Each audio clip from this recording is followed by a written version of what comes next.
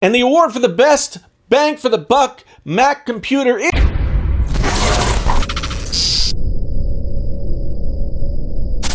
So, finally, the lineup of Mac computers has been filled out. The last piece of the puzzle was what would the Mac Pro be, and now we know. It's a super high-end, super expensive professional machine that's not likely to be within the reach of us normal people, and only within the reach of those people who work for giant companies that do big business and all that kind of stuff.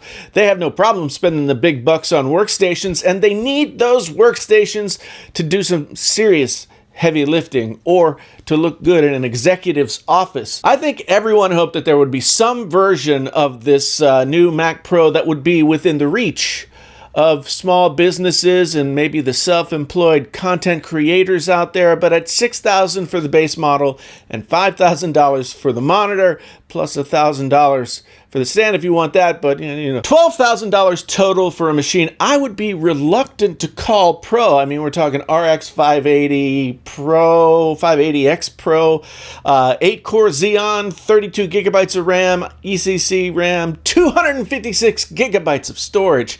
In the years past, the Mac Pro has started at $2,000 or $3,000, and then the prices have gone precipitously up from there, but clearly the times, they are a-changin'. And in truth, as Dave Lee pointed out in his video about the new Mac Pro, I think yesterday, back in the old days of 2013, there was a wider gap between consumer and pro computers. These days, to make a computer that rises above what you can buy or build for yourself has to be pretty spectacular, and I'm sure that this Mac Pro in its highest configuration will be spectacular, but not the $6,000 base model. No one should buy the $6,000 base model. No one.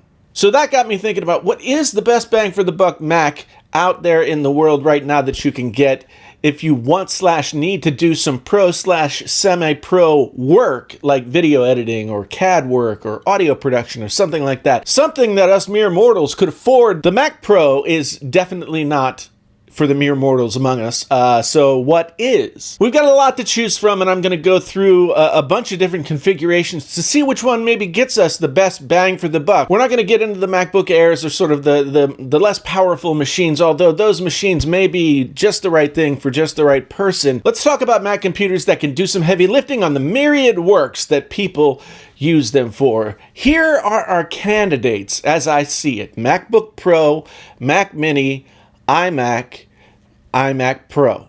The MacBook Pro has some things going for it. It's portable, it's powerful, almost as powerful as the iMac Pro, which kind of surprised me, but it does run hot. There are thermal problems, and it requires dongles if you want to have professional peripherals or anything really, or if you want to plug it into a dock so you could do desktop work or anything like that. There are hidden costs in buying a MacBook Pro that might not be initially visible, and that thing starts at like $2,400, goes up to $2,800, and then goes up from there. The Mac Mini, I mean, if you think about it, it sounds like a good alternative until you price everything out that you'll need to do the heavy lifting of, say, video editing or any of these other things. First, you have to buy the Mac Mini, and they don't actually make a Mac Mini that comes in the specifications that you would want to do this kind of stuff, so you'll have to have that configured for you. Not a big deal. Also, if you're going to do stuff like video work or anything that's going to be graphics intensive,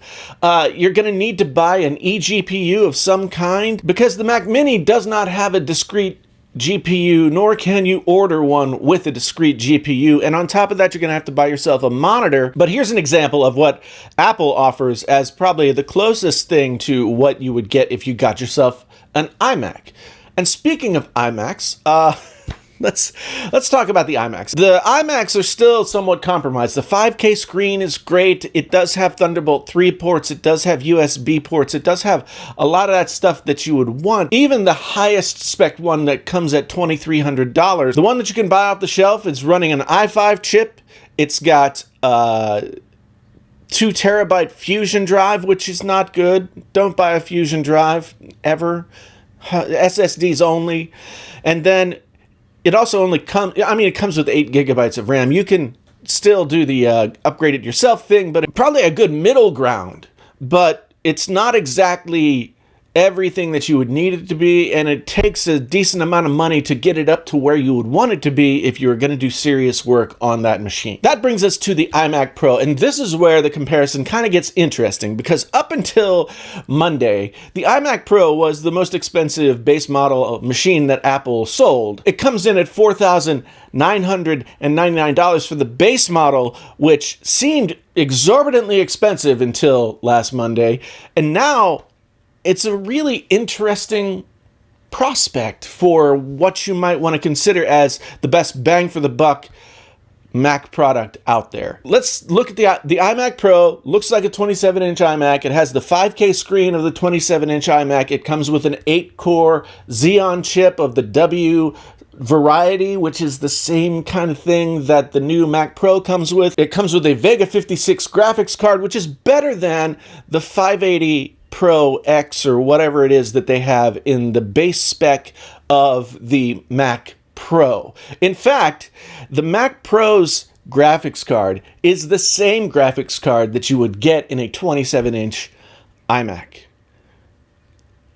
Yeah, not making it up. So, the iMac Pro also comes standard with 32 gigabytes of RAM at its base price, and it also comes standard with 1 terabyte of that super fast Apple SSD goodness. Suddenly, when you're looking at an iMac or a MacBook or Mac Mini or anything like that, you know now that it's not reasonable to get to a Mac Pro that would actually work for you the way that you would want it to work. The best bang for the buck for those people looking to get some serious work done with their Macintosh computer is actually now the iMac Pro at $4,999. It's a lot of money, but it's the sweet spot between computers that don't necessarily make it all the way to where they need to be until you put some more money in, and then a computer that's way outside your reach and mine. So, what do you think? iMac Pro, best value in Macs, the best bang for the buck in Macintosh computers? Let me know what you think down in the comments. We'll have a boisterous discussion. Yeah, because that's what we do down there in the comments. It's always civil, it's always nice, it's a great thing. Anyway, thank you so much for being here. I really do appreciate it. If this was your first time here and you want to come on back again and like, subscribe, and blah, blah, blah, blah, blah, all that stuff, just come on back and see me sometime. And if you've been here before, thank you so much for being here again. If you feel like supporting the channel, because I am now a full-time YouTuber and scared shitless because I have to make money, you can support the channel for as little as $1 a month on patreon.com/painfullyhonesttech. That gets you access to old podcasts and video, that gets you access to Q&As, that gets you access to Discord server, a lot of different stuff for as little as $1 a month. If you want to go on over there and help me out, I would really appreciate it. That's patreon.com/painfullyhonesttech. Thank you so much for considering it. Anyway, that's it. My name's Jason, sometimes known as the JTL. This is Painfully Honest Tech. Tech so honest it hurts. Until the next time, I'm out.